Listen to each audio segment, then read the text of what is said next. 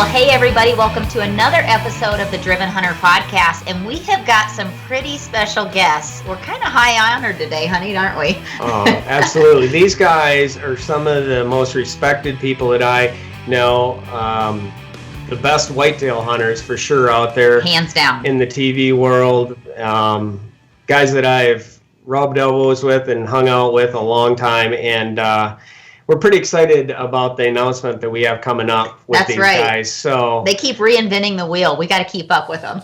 Yeah, it's going to be fun to be a part of this new deal that they got going on. So. Absolutely. So we are here to introduce Mr. Mark Drury, Mr. Matt Drury, and Mr. Tim Kjellesvik. Thanks for coming on, guys. Hey, thanks for having us. How you guys doing?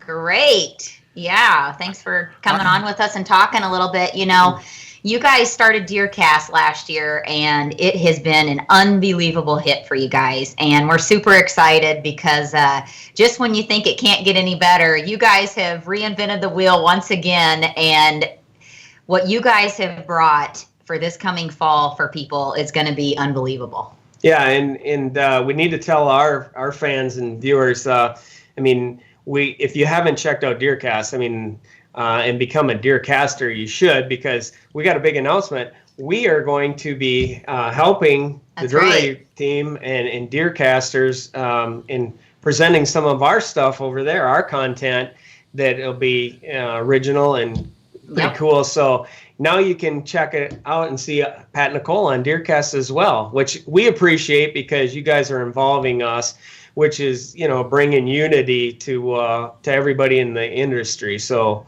couldn't be more excited about being a part of it.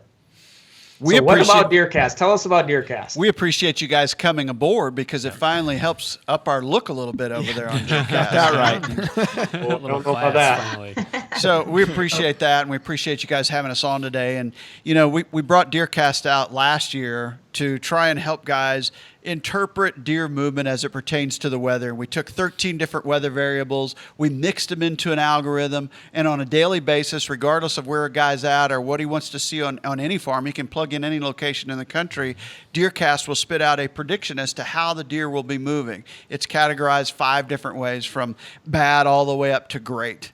And it took off. We were hoping to have about 50,000 people download the app. That was our goal. We ended up with over 550,000 people that downloaded it, and it took off, and people loved it, and it caught fire. And we were like, all right, this was our inaugural year. We had it out there for free. We had a lot of content within our news feed. In addition to that movement predictor, we had all of our old DVDs in there, all of the DoD TV stuff in there. We have over 400 articles in there. So we wanted this community of people talking to each other from a social media standpoint about deer movement and about deer hunting in general. We also have, our fan shares and, success with using the app. And we were like, all right, this inaugural year, it's free. We wanted people to test it out, but we're going to develop other aspects of the app going forward that continue to help them become better hunters. So this year, I'll let Matt take you through some of the features within DeerCast that we've been working so feverishly on, and we're so proud to have you guys talking to your community about it, and hopefully we all get together and have a great year this year with DeerCast. Absolutely. So, we broke it down into 3 levels, and so hopefully we feel like no matter what your needs are, we have a level or a set of tools, as we like to call it,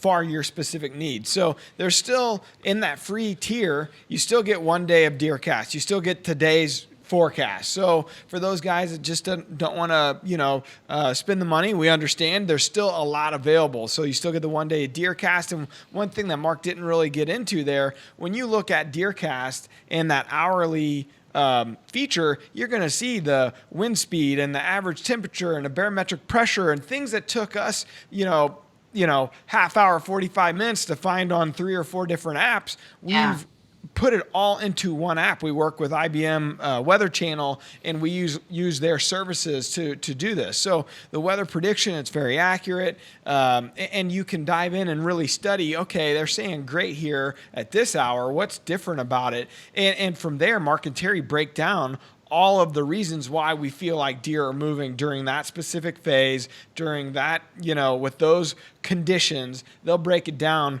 condition by condition and tell you what the deer are doing. So it's definitely a teaching tool, and you still can get a day of that in the free version, the articles, the DoD TVs. Well, you pop up to the next level, a pro account. It's $9.99 a year, and you get a 5-day DeerCast prediction, hour by hour, if you choose. And you get what we call our DeerCast Nows, and that's like Mark's, Terry's, our entire Drury Outdoors team's kills from the fall as they happen. And so there's obviously an entertainment value there, but literally within, a half hour of recovering the deer, we're working very feverishly to get that kill into DeerCast Now, and show our consumers. So that's something that the pro and elite levels will have at their fingertips. And it's not just the entertainment value, there is a teaching value to that as well. So a lot of times what I've noticed through the years, it's a front that might be moving through. Say it starts, up where you guys are, and it's moving down through the Midwest. Well, you'll see those deer from where our teams are geographically. You'll see deer starting to fall as they as that front's pushing through. So it's one of those things where if you really are paying attention to it, you might, get ahead of your game with it and get out there and know, hey, this front's coming through. I need to be ready for it. And not only that, just the general tips and information that you can, that you can get from the team. So there's that, and then our entire DVD and VHS library, 116 titles, 200 some hours worth of kills and hunts and information, literally all at your fingertips for $10. And that, if you think about it, the simplest term to put it in, back in the day, we'd sell a DVD for, $15, $20, whatever it is. So for the price of one title, you get every one we've ever made. So that's definitely a real value there. And then the set of features that we're the most excited about, it's our elite level. It's $19.99 a year. And first and foremost, you get that 10-day forecast. It was a huge thing that people wanted last year. And so we worked hard to get that 10-day forecast. You can go hour by hour for all 10 days. And then obviously that helps a lot of people schedule out their vacation, their weekend, whatever it may be. And then the two big feature sets. The first one is called DeerCast Custom. And basically it allows you to take our algorithm and customize it for your location, for your property, for your farm. So, Pat, Nicole, if you're up there and you're saying, you know what, they say it's a good day. Every time we see good day, we notice that it's actually a great day on our piece. You can adjust with this sliding scale. You turn the customize button on and you slide the optimism up a little bit, and you literally take our algorithm, our 13 conditions in your location, and you make it work even better for your location. So that's a huge feature that I think it's going to make it even better for a lot of people out there that may have said, you know what, I hunt public ground and it's just not the same deer density. I don't have the same caliber deer, or whatever the case may be. Maybe they're sliding it to be a little more pessimistic. So that's a huge feature. And you can do that for every one of your hunting locations that you have. Yeah, you could set up a bunch of different locations. You could change it for each location. Absolutely. And always check back to what the algorithm would have been that day. Yeah, you could turn it on and off, especially if you're in that elite level where you have this feature, you got that 10-day forecast. What I like to do is I like to go to the 10-day, and then I turn that on and off to see literally our algorithm, the color chart of it. It will shrink or expand or whatever based on what you're doing with the slider. Well, once you set your what you feel good about your farm, you could turn it on and off, and it goes back to what we say it would have been. So you could see going back and forth, okay, this day would have been great for them, it's good for me, or whatever the case may be. So that's a huge feature we're excited about. And then the big one that we've really, really worked really long hours on and tirelessly here in the studio with the editors, it's called DeerCast Track. And basically we took, at the end of the day, it'll be close to 100 hits, and we showed them from our video library from our 30-year history, and we showed them to Mark, Terry, and then the two best trackers we know, Tracker John Engelken, who's a guy that has a bloodhound service that when we kind of get into a sticky situation, we might have to call up and ask for his help, or Bobby Culbertson, who's the head guide down at Terra Wildlife. And these guys collectively have tracked, several thousand deer apiece, and then you add Mark and Terry into the mix and another 1,000, 4,000 or 5,000 track jobs and history that they've built up and logged away. Well, we show them the video hits from our library, and we get their expert opinion on what you may have hit, how long you should wait, what kind of blood you're looking for, what every little nook and cranny of that track job might hold for you. And so the way it all works is there's an anatomical deer. This is all interactive. You take your finger on the app and you basically take this 2D deer. You can make him face left, make him face right. And you take the reticle and you put it on the deer where you feel like you hit your deer. And it will populate a set of kills from our video library, and it will show you Mark, Terry, Tracker John, and Bobby Culbertson's opinion on those specific hits. So it's amazing. Once you get into the edit, it's they're anywhere from 4 to 10 minutes long, depending on what's being said in it.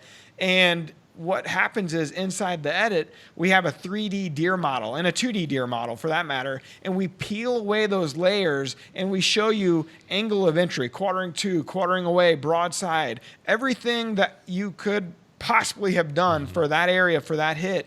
And we peel away the layers of what you might have hit when you pass through. So I don't think there's anything quite as intuitive in our industry regarding tracking. There's been a lot of tracking pieces through the years, but to combine them all in one spot and make it so user-friendly, I don't think it's ever been done. So we're really excited about it. And just on that default 2D model that you see when you pull up DeerCast Track, you can turn off the exterior layer of the deer. So take away the hide, and you see the skeletal structure and the organ structure, and so you can. And they're labeled. And it's all labeled, and you can zoom in, so you can literally just sit there and study it.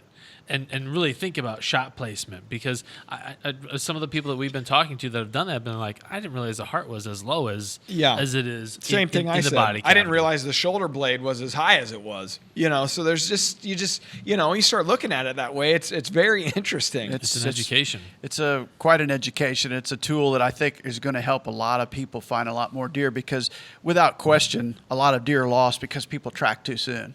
And you think, well, I hit him, he's gonna die. Well, it's not the case.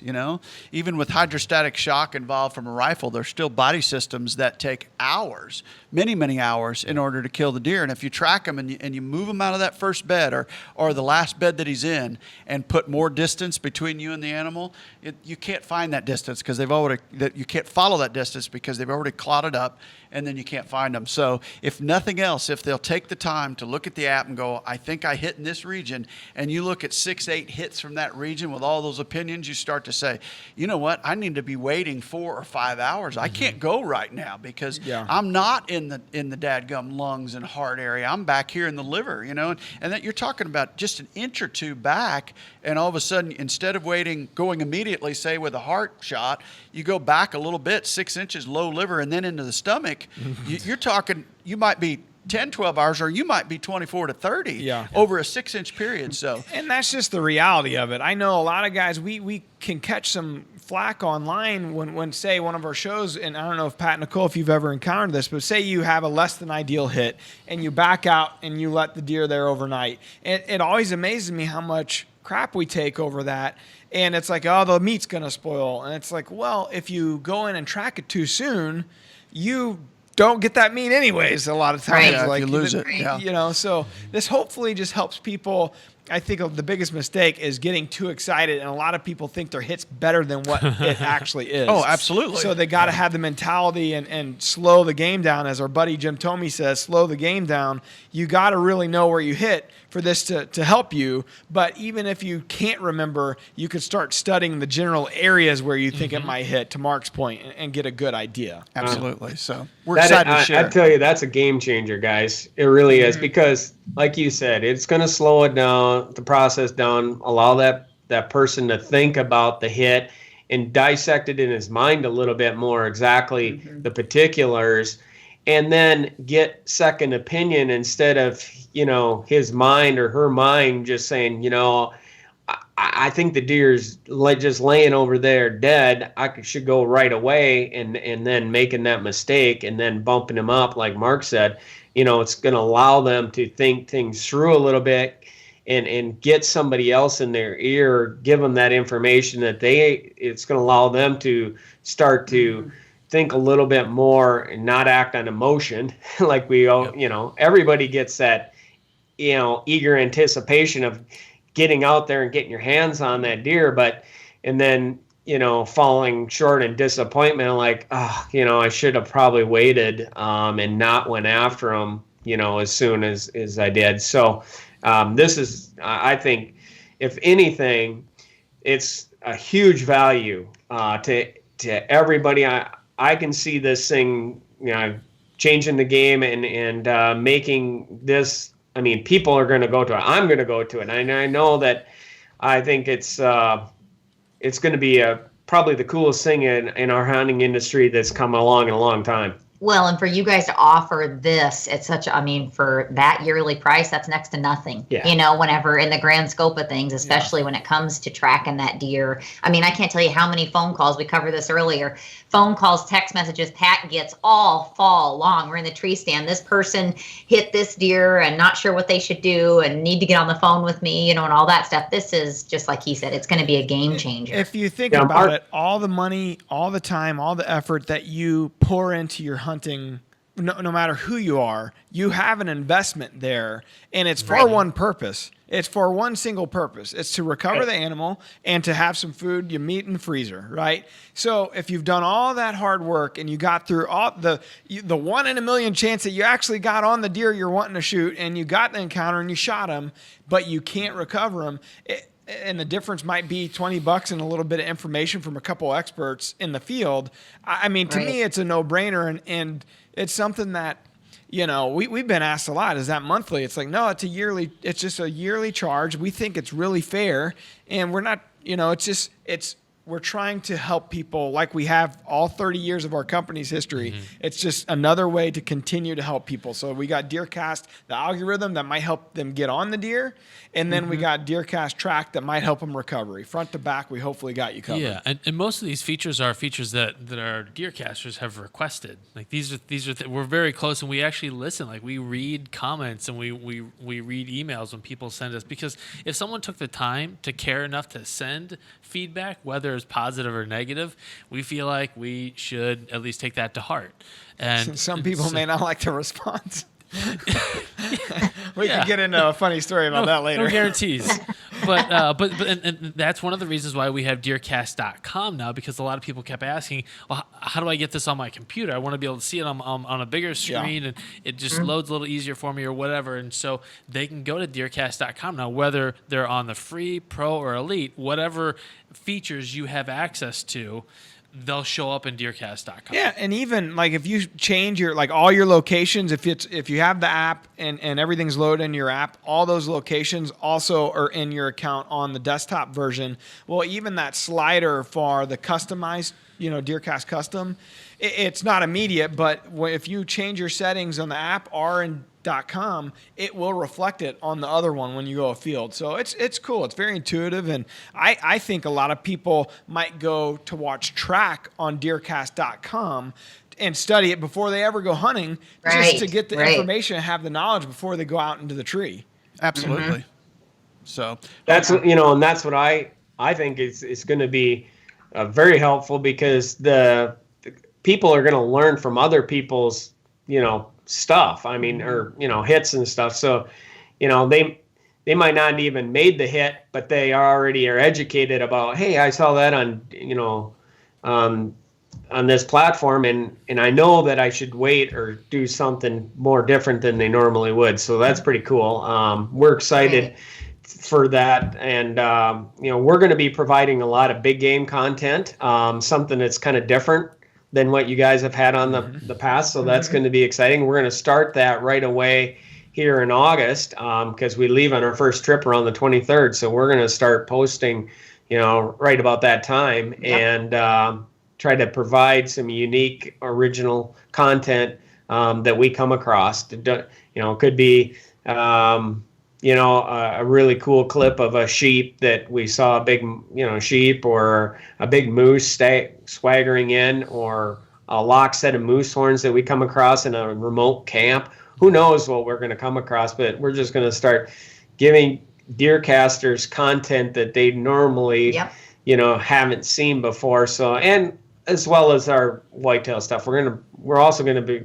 helping you guys. I mean, you guys are the kings when it comes to big deer.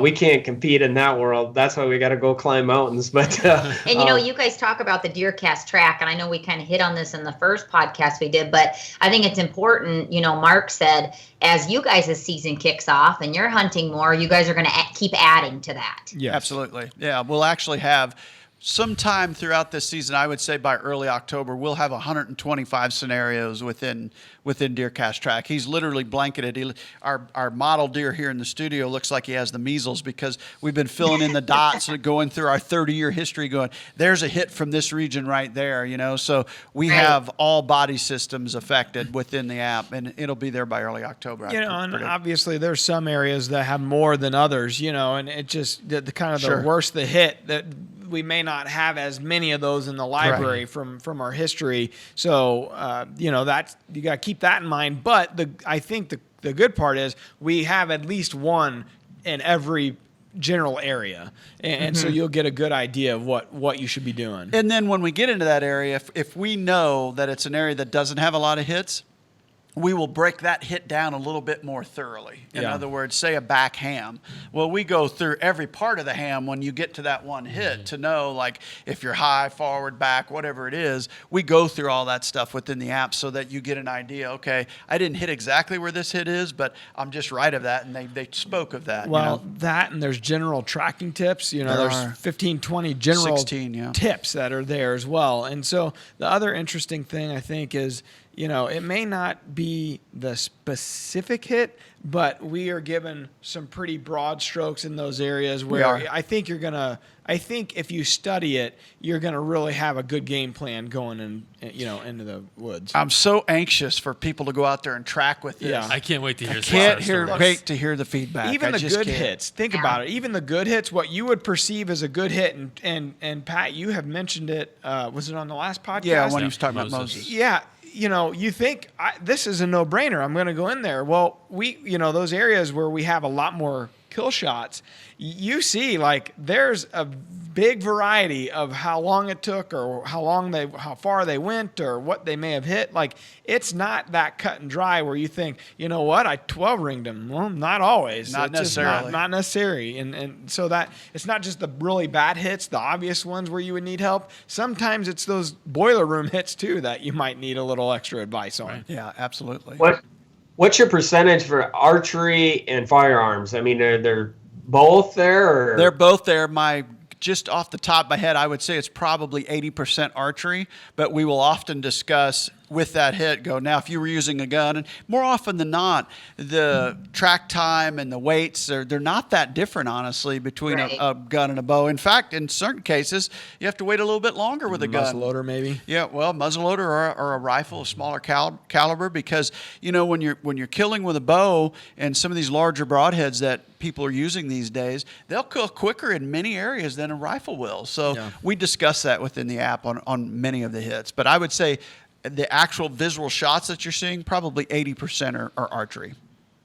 Yeah, that's really cool. We're excited to be, a part of DeerCast, and hopefully our viewers will be able to, join in and take that app or use the Deer Track device and be able to recover deer. There's going to be a lot of success stories, I can promise you, out of that for sure. And it'd be interesting you could do another section on just the stories and stuff that develops from this for sure. Let's move on and we can talk more about the DeerCast stuff. Let's talk deer hunting, because deer hunting is right around the corner. And what's your first hunts, or what's your schedule like this year? What do you got going on for the Drury team? Well, it's a big team, so there's people going far and wide. I mean, there's like 50 guys on the team that go out and film for us. So they're going far and wide. I know guys that are going to Alaska, Canada, all over the country in pursuit of whitetails. And, of course, some big game, not to the extent that you guys do, but some elk guys going out west, some mule deer guys. And Austin, my son-in-law, produces a series for us as well for within the team. So there's a lot of people hunting all over. Me personally, I'm starting starting in Alberta up there with Corey in early September. And then when the Missouri season starts, I'll either be in Missouri or Iowa or my lease in Texas from September 15th to January 15th. I'll be in one of those three places, Matt. And for me, it's just, I don't have any early season big hunts planned. It's September 15th once Missouri starts that archery season. Obviously, I'll start hitting it hard there. Got some very encouraging pictures in my first card pull from the lease. We had a farm that was on the river that was flooded for months and months and months, and it's finally out from underwater. So we're excited about getting back in there and seeing what we can do to kind of dress that property back up. And then Illinois, excited about a new lease we got over there. So Illinois and Missouri for me, and I think the same for Terry. I'm not sure if he got a late Iowa. season. He drew Iowa. He drew Iowa. So 3 states for Terry. How about you, Tim? I'm one of those guys that September 15th here in Missouri, I have to be in the stand. Yeah. I can't wait for cooler weather. I can't wait for the run. I've got to be out in the stand. You're the guy that no matter if it's 100 degrees or 60 degrees, you're going to be there. And I killed a great buck on opening day probably 5 or 6 years ago now. I sat for 13 hours and finally saw him because I sat the entire day. It's like Christmas. You sat all day on the 15th? I sat all day. See, That's why difference. he's the editor-in-chief of DeerCast. Yeah. He breathes it. I like the lives deer it. hunt. And so that everybody knows, like that's what Tim's function is within our brand and within our company. He's the editor-in-chief at DeerCast. So all content flows through Tim. He's the guy, and he's done a phenomenal job this first year. I want to compliment him here. He's done one heck of a job keeping that content fresh and real and pertinent and really quality. So Thank we have you. a staff of how many writers that work for you, independent subs, basically? We got 12 freelancers, and we may be expanding that to boost some content. We got 12 really great outdoor people that love being out. They're avid hunters, but they also have different. We have people that trap a lot. We have people from the Northeast out in New England, and we have people in the West. Like we kind of cover the country, and with a variety of different type of angles. We've got women writers and moms, and some angles that have not historically been represented in the hunting industry. It's great. Yep. That's what I love about the DeerCast stuff is that it's so informational based that it's not just where people are getting to watch kill scenes and stuff like that, where it's just fun for them to watch. They are actually getting something out of this and learning from it. You guys I was a big fan of, and still am, a 13 because I can learn stuff watching it for sure, and that's what you guys have always been such a leader at. It's just bringing different information and tips and tactics to the screen through your TV show and now on this digital stuff that people have become better hunters by watching your stuff. Like for us, it was just entertainment value for so many years because it's just ours has got cinematic value and we never went to that educational part of it. But now with the digital world, we can bring some of that back in. But kudos to you guys because you've really taught a lot of guys how to be better deer hunters in different ways, that's I was just thinking about her brother, who is an avid deer caster. His name is Zach, and he listens to all the podcasts and is always on DeerCast and really, plans his hunting schedule around what DeerCast is predicting. And he swears by it. I mean, and there's other people that we've talked to about DeerCast, and they're like, this stuff really is legit. It works. So, and then to add your deer tracker and your customization that you can do and all that stuff now, I mean, it's a complete game changer for everyone. Yeah, it's going to be cool for sure. Let's talk a little bit, Mark. I want to ask you your opinion on early season stuff because we're going into early season, hunting tactics, and give me a little bit of your opinion. I know we don't got a lot of time, but on if a guy's going to go out there early season, like Tim does, like hunting right away, what should you do? Is it a morning hunt, evening hunt? Where do I set up? Where's your best chances to, take advantage of that early season hunting opportunity? Well, when it comes to the early season, it's definitely a food-bed relationship. And I notice because of so much cover availability, food to bed is a very short distance during the early season. So therefore, your access has to be perfect. I myself don't hunt a tremendous amount of a morning in the early season just because I was bumping deer on my way in. I'm getting all these pictures of a morning, daylight, and I'm like, I got a chance here. Well, you're getting him daylight because he's right there and he's not different. He's not going very far from it. So I'm keyed in on the food, and I'm very cognizant of the fact that food can be anywhere that time of the year. Bean fields are still green. The corn hasn't ripened up yet, and they're kind of spread out, honestly. So you have to be aware of the fact that they could be anywhere. I really like, in my opinion, the latter part of September. It's still the early season, but once those bean fields start to yellow and defoliate, that's when I notice those deer do this immediate transfer from those bean fields, and the corn starts to ripen, and they get out of there, and they're not silking anymore, certainly, and they start to go to my green fields. And we kill a lot of deer in the latter part of September and early October just because those bean fields where they were eating all go yellow. They're not palatable anymore. Boom, they'll switch over to green. It's a great tactic to use and a great way to kill a mature deer during the early part of the season. But regardless of what food source you're on and where you have a deer found, it takes weather to get him on his feet during daylight hours. Man, those little rain fronts where one of the cool things about the early season, it's frustrating because it can be so hot, but those really warm days, thunderstorms, they'll pop up thunderstorms, or that first cold front means so much more because it's been so hot for so long. When you get that weather front or that weather change, it's drastic often, and you get an immediate 20-degree difference. Yeah, you get an immediate influx of every deer in the herd's on their feet that day, and they may get on their feet at 3:30, 4 o'clock. You better get to your stand early when that first cold hits because they're ready, right? Yeah. They're ready to go do it, and those cold fronts early season are absolutely death on mature deer.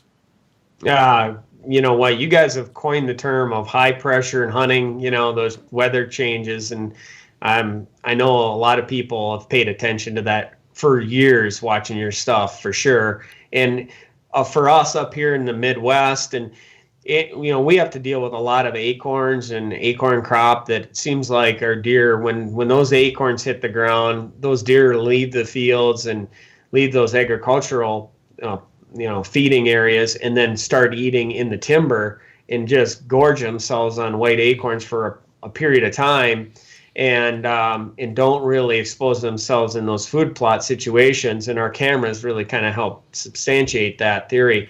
But we kind of changed our hunting tactic and have for the past couple of years to paying attention a lot during that late summer period, that early fall period when it's warm, to hunting water sources, because where we live, there's water here, but it's generally at the bottom in the valleys or down low in the tops of the ridges, there's a long ways in between. It's not like just 100 yards down the hill.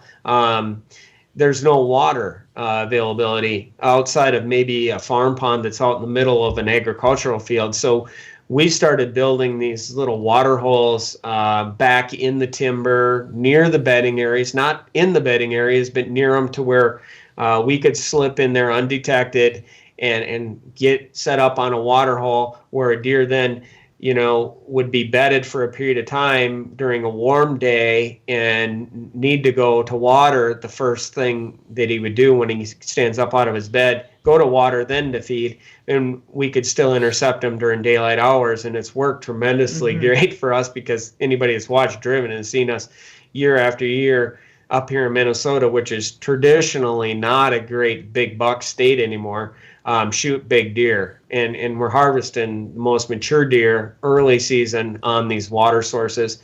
And we let our cameras tell the story. We don't go just hunt a water hole unless we got pictures of a big buck during daylight hours frequenting that and showing us a pattern, which then helps us determine that he's bedded in a particular spot during that same weather pattern. So that's what we kind of focus in on, and it's been very successful for us. But I totally agree with you.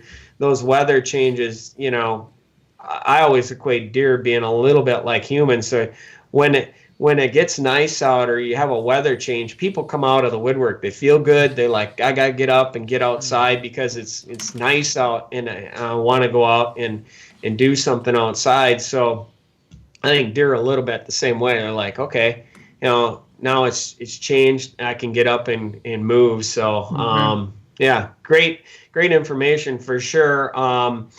Let's talk a little bit about, like going into, we just covered the earlier season. During the rut time, things change. Our pattern's a little bit different than you because we hunt a lot up in Saskatchewan and up in the northern tier. So we miss a bit of our rut period, but I know you guys really focus in on it. Do you hunt all day in a rut situation, Mark, or do you, how do you kind of pattern a particular deer and move in on them during that rut period?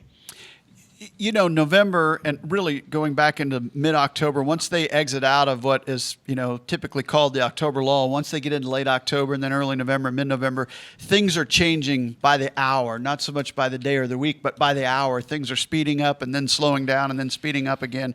It's one of the reasons we did 13 to define all the different phases, all the changes that a whitetail goes through. So yes, once we get into the rut, as most people call it, from late October all the way through Thanksgiving, that period I'm sitting a lot more, especially when the weather's right and those elements all line up. And it's kind of like I always call DeerCast kind of like this big slot machine, right? And when all 13, all of them hit, and you've got a jackpot. It's like it's time to go. And those are the days that I have a tendency to go sit all day. It's not to say that you can't on any given weather front or any given day, but when they all line up, the ones that I've noticed through the years, today's the day. They're going to move all day. Those are the days that I'm going to sit. And then other days where I don't feel that way because of bad results in the past, then I rest on those days a little bit more. I'm still going to hunt during the key times, but I try to maximize my time or optimize my time based around that DeerCast prediction.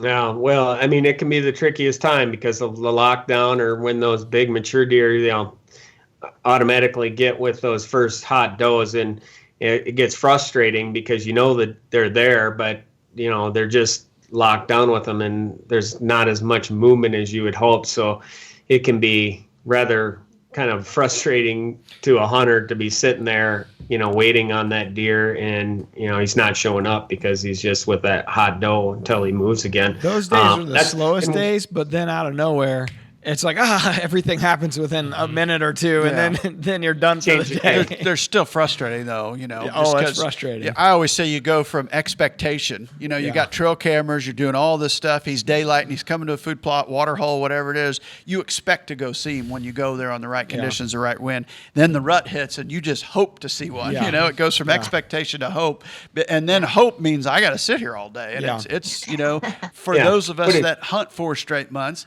it's a very difficult time. If you're only hunting week to 10 days out of the year, that's the time. Go sit all day. Because you could see every deer on your property. Go sit all day and go have fun. But when you're hunting 4 straight months, it's like, I'm going to pick my poison here. Strategic, Right. Well, a lot of people have busy work schedules, so they gotta, that's what DeerCast is going to allow them to do is, potentially find those perfect days to plan their vacation time around and get out there and hunt during those times using some of that data that you guys have collected to make those judgments for sure. That's definitely going to help. We go to Saskatchewan during a lot of our rut time because in Minnesota here, our gun season kicks in right about the peak of the rut. So that gets a little frustrating as an archer that you're dealing with a lot of gun pressure, then changes deer movements and their pattern. So we'll go hunt in Saskatchewan where there's deer still on a feed pattern. They don't rut in Saskatchewan until till late November, which ironically you would think, the further north you go, the earlier the rut, right? Yeah. But we're kind of on that cusp where, above Minneapolis and into that northern forested area, gestation has to be pushed back because of late springs and fawning. So that's why the rut happens later. And as you get even further north, it's into that. So if you want to hunt the rut, and it can be frustrating by sitting in an area up in Saskatchewan, which is very vast, and waiting on a particular buck. If and you're hunting him on a food pattern, he could be off 10 miles away with a hot doe, and you never see him. But so that's why we go there earlier on, and then come back here as things settle down a little bit, or go to Kansas or go to Illinois where the rut is, a little bit different than Minnesota here. So Yeah. great questions on that. Let's see, what other questions do we have? This is a perfect question. I know a lot of people would be interested. If you were still going to plant something this time of year, late summer, say you might have missed that earlier opportunity to get some of those spring plots in, and you just want to plant something on your property, what would you plant right now if you got a little bit of time yet? Well, for us, it often occurs when we've planted something and it failed due to armyworms or a flood or something like that. So you get pushed into, say, early September, mid-September, and you're like, I need green here. So if I'm going quick and get it out of the ground quick, I'm going to juice it with fertilizer, spread the right fertilizer in the ground, and then I'm going to go with oats or wheat or a combination of the two. If you get too late, the brassicas just don't have enough time to mature and get on up there. But wheat and oats, 3-5 days, they're out of the ground and looking pretty good. And within a week to 10 days, the thing looks very full and the deer are on it and just pounding it. So I always that's my go-to late in the year or late in the summer is wheat or oats. Yeah, and you don't have to be a great farmer to make them grow, No. right? I mean, It's easy. I can even make that stuff grow for sure. It's easy, man. It is. Yeah. What would you do if it were more like, Labor Day time of, same thing, or would you radishes or? No, still then. My radishes are generally in the ground by the 15th of August, and I think that's an ideal plant date, 15th to the 20th of August there in North Missouri, Southern Iowa. It's probably a touch earlier for Pat and Nicole, I would think.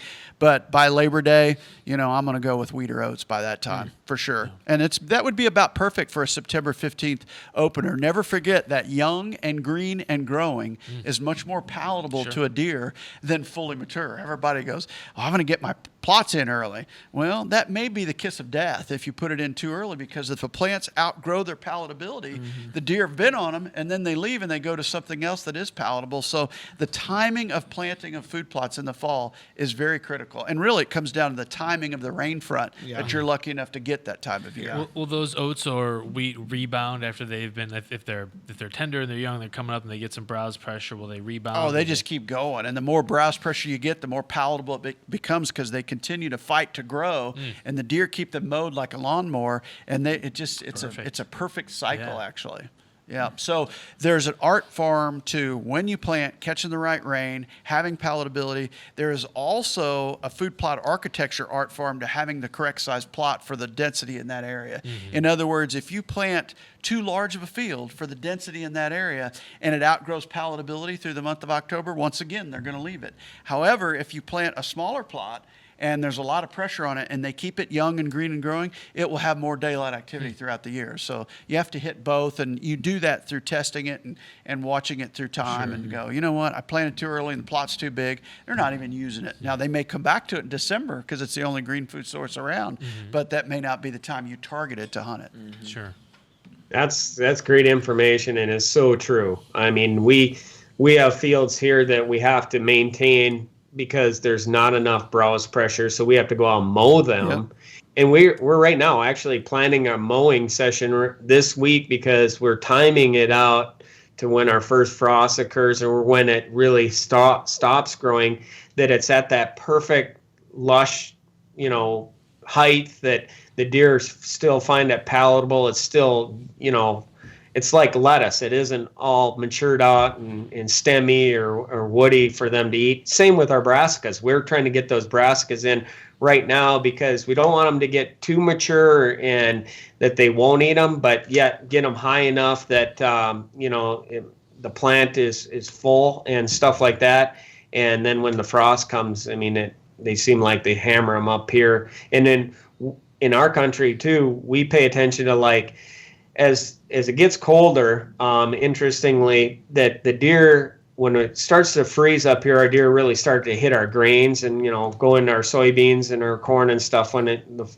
But if we get a warm day, that all of a sudden happens to where it gets above freezing and it really warms up, maybe in the 40s, which does happen quite a bit, those deer will automatically leave that grain, carb source and then go back onto green like crazy. Even though that it isn't growing anymore, they switch overnight, and we're like, hey, it's warm. We got to be on greens for sure. So, having those multiple different food sources to kind of adjust your hunting strategies definitely pays off in a big way. No doubt. Sure. No doubt. He who has the most food plots wins. Right. You guys have wrote the book. I've seen you, shoot some monster deer. That kind of segues perfectly into the last thing that we should talk about before we wrap this up. Is I know I've seen a lot here in recent years, you guys kind of adjusting your strategy from the early days and hunting out of a lot of these more permanent ground blinds that are elevated and stuff. Give us your thoughts on that, because I know it's really changed a lot of the hunting dynamics of where you hunt, how you hunt, and all that stuff. Give us a little bit of your opinion out of hunting out of these permanent blinds. It's an interesting point, because if we get pushback or negative feedback through social media or through emails, it's generally about our blind hunting. But in reality, it's not changing because it's so effective. And that's one of the reasons you see us doing it more and more and more. In my opinion, it's really about a safe wind direction. You're putting that blind in the spot that you wish there was a tree there, but there's not. So you put that blind somewhere with all of the cover and all of the food in an upwind position, or certainly close to an upwind position, and you're putting your wind over a safety zone, over a big open field, or over a creek, or over a pond, whatever it might be in every different instance. So we have a tendency to use them because they help help you with your scent, help you with your movement. They help us with filming, and they allow us to put it wherever we want. So it's a much more comfortable hunt, and it's certainly more safe as well. That's something that has to be taken into consideration as you age, or as you take young people out, or someone that's not comfortable with heights. Take them to a blind, whether it's on the ground or 10 feet off the ground or 12 feet off the ground. But they are incredibly effective. In my opinion, it's the most effective way to kill a mature deer is out of a permanent blind. And some of that pushback that we receive is from people that it's the nostalgic kind of mentality of the old days and those timber rut hunts, and no doubt they were fun to watch, and they got your blood pumping, and that's what we all live for. But when you're trying to produce, the amount of content that we're producing, it also isn't always conducive to stacking the odds in your favor. Mm-hmm. And so a lot of what we've learned over the years with the food plot architecture and all that stuff is our strategy we departed from interior of the timber, and we went to those food sources, and it just makes a lot of sense to put those blinds there. And it made us more effective. And they're always on the edge of where we used to be hung, right? Yeah. Like that food plot is right here. Well, where I would have normally hunted is like 60, 70 yards over there. I'm not that far from it. It's just that I'm not in a tree anymore. And if you compare our success with our current strategies and our current techniques versus what we used to do, it is drastically different. Like there's no comparison. We are so much more effective by not doing deer drives on our way to the stand every day and actually stopping just short of that bedding area and hunting him right next to his bed. I mean, he's generally bedded within 100 yards. That's how you're killing him. Well, the moment you enter his bedroom, you're freezing him up for the night where he won't get out of his bed, or he's getting out of there and you don't even know it. So not just that, but the quality of footage has increased exponentially. For sure. To have him in that wide open, there's so many problems in the timber with the camera and a camera guy, communication between the hunter and the camera guy. It's changed the game for us in a lot of ways. So as you alluded to, we're probably not going back, to the old ways. Now that being said, there's certainly times during, late October, early November, morning hunts, interior of the farm, those types of things and situations where we do still, climb a tree. It's just, it's a little bit more of a rare occasion. Well, and you killed Gnarly out of a tree and last Taylor year. killed that big deer of hers out of a tree, hung it that day. So it does, there's still applications and where we've had great success with it, but by and large in the team, there's still a lot of the team guys hunting out of tree stands. It just, the way our farms are set up, it has made a lot of sense to do the permanent blinds. And that was even before Muddy started making them. dad's construction guys were building them and kind of to his specs. And over those first, he moved to that farm probably 04, 05, somewhere in there.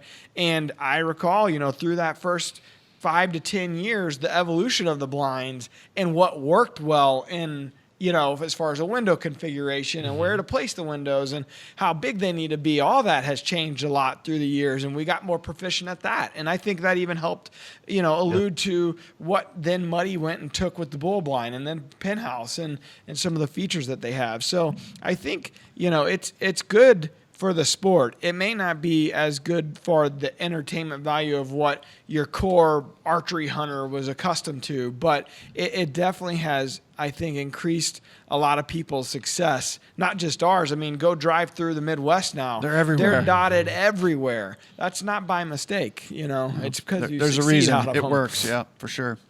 I like you made the point, Mark, about it being safe. And that's huge. It's very crucial. I mean, we used to, I know that we came from the same era where, we used to have a 2x6 wedged in the crotch of a tree. And that's where we first started without a harness or anything, I mean, we were just getting ourselves elevated and out of the sight of the deer. But then, when actual hang-on stands started being manufactured and we went to them, we thought those were game changers back then, right? And now, into the more permanent blinds and how effective they are, whether, like, I know you have, some of your farms have a lot of CRP and grass cover, and you can put those food sources out away from the timber where the deer are bedding. And I learned that a long time ago. Let the deer have the timber and don't go in there and pressure them and domino them. Let them come to you where you can kind of have easy access into that blind situation. And then, of course, exiting strategy as well without ever pressuring the deer, putting any undue pressure on them to where your hunting stays fresh. And of course, your scent isn't as prevalent either because it's contained in those blinds. The Muddy, blinds that we've used here become game changers. We hunt a lot with our kids, and we take, even if we're hunting ourselves, our kids are still, sitting with us, and we have time to talk about, deer behavior for watching deer, and they're learning things. And again, we talked about this in the previous podcast about how it's a positive hunting experience for them.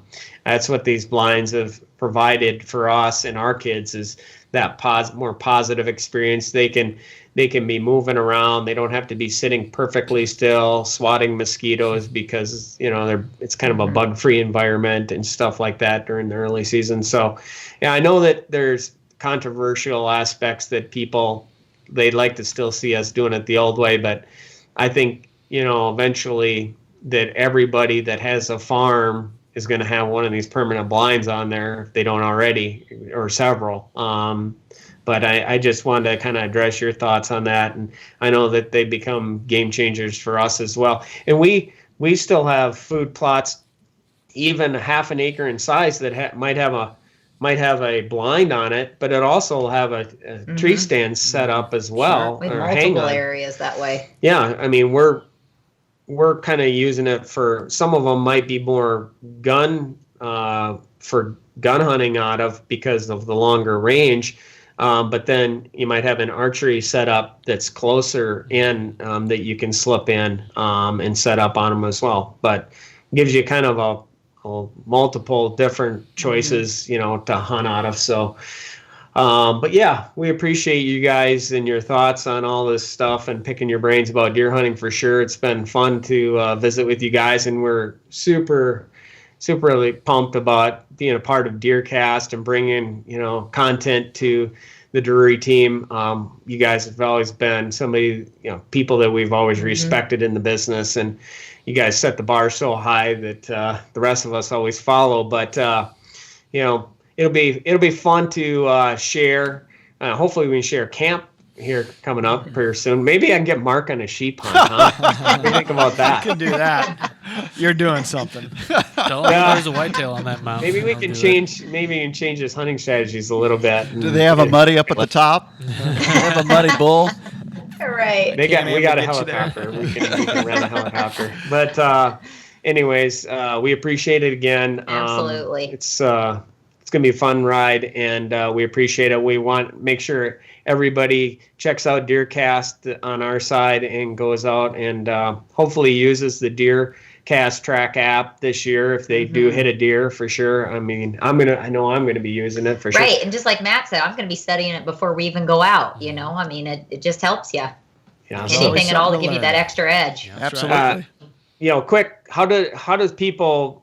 Where do they got to go, Matt, to get onto the DeerCast stuff? So you can, of course, download it in the App Store and just type in the search feature in the App Store DeerCast, and it'll come up.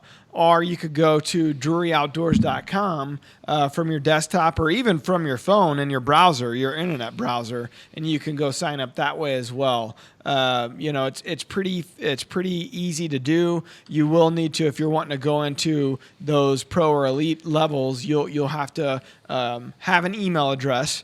But other than that, it's pretty cut and dry. It's a name and an email address, and off you go. Can they upgrade from DeerCast.com as well? Yeah. So, and that's the other thing that we haven't really talked about at all, and it's the fact that say you have a pro account and you just were on the fence. You're like, hey, I'll test it out. I went the 5-day, and you hit a deer mid-season, and you're like, crap, man, I really need to hear what they're saying on track. You can upgrade, and it just prorates it to that $19.99 from the time you started at the $9.99. It's not going to charge you $9.99 and then $19.99. It's just a prorated deal. We have nothing to do with it. The iTunes Store or the Android Google Play Store. Or Stripe. Our Stripe, our portal that we use payment process on our .com. It handles all that. It prorates it. It's pretty easy, frankly. It's a pretty easy step. So very, very easy to sign up, literally within minutes. And not to mention, when you sign up, we haven't talked about this either. We are giving away a farm this year. And Oh yeah, I forgot about that. forgot That's a about minor that. So this is our detail. 30th anniversary, and we kicked it off the ATA show this past January. We are giving away a farm. So you download the app, or you go to DeerCast.com, and there's a little tab at the bottom right-hand corner that says Farm Giveaway. You click on it, you enter in, and you're automatically entered in for not only the farm giveaway, which we'll pick a winner in mid-December, but we have monthly giveaways. For instance, last month we just gave away a muddy penthouse blind on a 10-foot platform. This month we're giving away a bow. We've done pallets of supplement and seed RTP. and Lacrosse drill. an RTP drill. It was like an $8,000 implement. So Yeah. lacrosse is a big one we've done. So great prizes, and literally all it is putting your email address there in the farm giveaway tab, and you're automatically entered in for all that stuff, and pretty good odds, really. So it was just our way to work with our partners and say thank you to our viewers for 30 years of putting up with us and sticking with us. That's pretty cool. Do I get That's to awesome. enter? I'd like to win a farm. Yeah, why not? You're not an employee here. I want to be the sole by the owner. rules I of don't the- want to have. I don't want to split this with Nicole. I just want to own it by myself. By the rules of the contest, you can. Yeah. Indeed. Yeah, put in you for can. it, so. I can guarantee you all the Reeve kids will be entered. There So, you go. It's a sweet little and piece there's too. lots of them. Yeah, it is a sweet little 60 acres. It's nice. North Missouri, and it's Putnam County, beautiful. Yeah, Timber, water, cover. Everything it's you nice. would want. It's pretty. Very cool. Leave it to the Drurys to give away a farm. That's right. Well, That's thank you amazing. guys very, very Thank you. much. Thank And you. we are so looking forward to this fall and being part of DeerCast and teaming up with you guys. It's going to be awesome. And like Pat said, we've got some incredible places and hunts we're going to be going on this year and bringing original content to DeerCast where only DeerCasters can see it. So it's going to be pretty awesome. We're excited, guys. And thanks for joining us today and having us on you guys's. And we're looking forward to fall, seeing what it's going to bring for us all. thank you. Same We're Thank you for excited. having us. Thank It's an you. honor. Thank you. All right. Well, thanks, guys. Have a great day. And thanks again for coming on. Y'all do the See same. ya. All right. See you Thanks. later. Bye-bye.